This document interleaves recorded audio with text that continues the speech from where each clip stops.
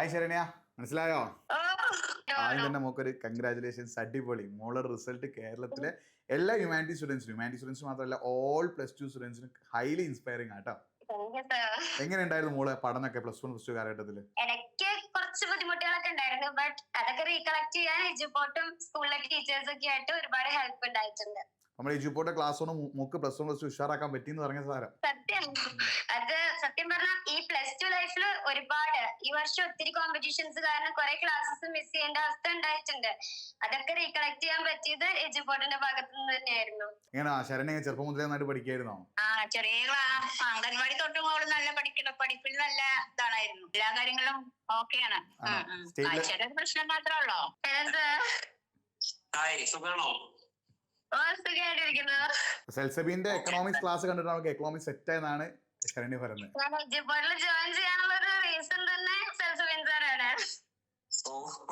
സന്തോഷം. എന്തായാലും നല്ല മാർക്കൊക്കെ ഉണ്ടോ? എന്തായാലും ഭയങ്കര സന്തോഷം. മെന്റർ സപ്പോർട്ട് എങ്ങനെ ഉണ്ടായിരുന്നു? ഒരു കാര്യം അത് തന്നെയായിരുന്നു.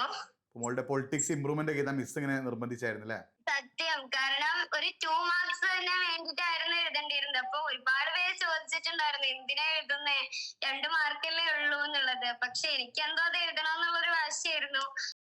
ടൈമിലും ഫുൾ സപ്പോർട്ടായിട്ട് ഹനാൻ മാം ആയിരുന്നു.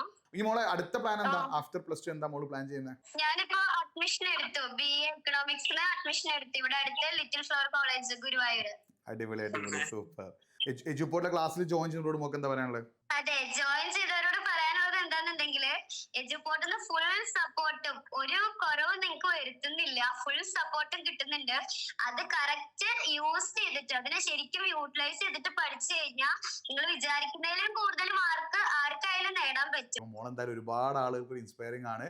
ഇത്രയും നല്ല അടിപൊളി മാർക്ക് മോള് വാങ്ങി. അപ്പൊ ഇതേ ഒരു മൊമെന്റ് മോള് ഹയർ സ്റ്റഡീസിന് കീപ്പ് ചെയ്യുക. ഓൾ ദി ബെസ്റ്റ് കേട്ടോ. ഓക്കെ സാർ, വിളിച്ചതിൽ തന്നെ ഒരുപാട് ഹാപ്പിയാണ്. Thank you sir. Okay, by.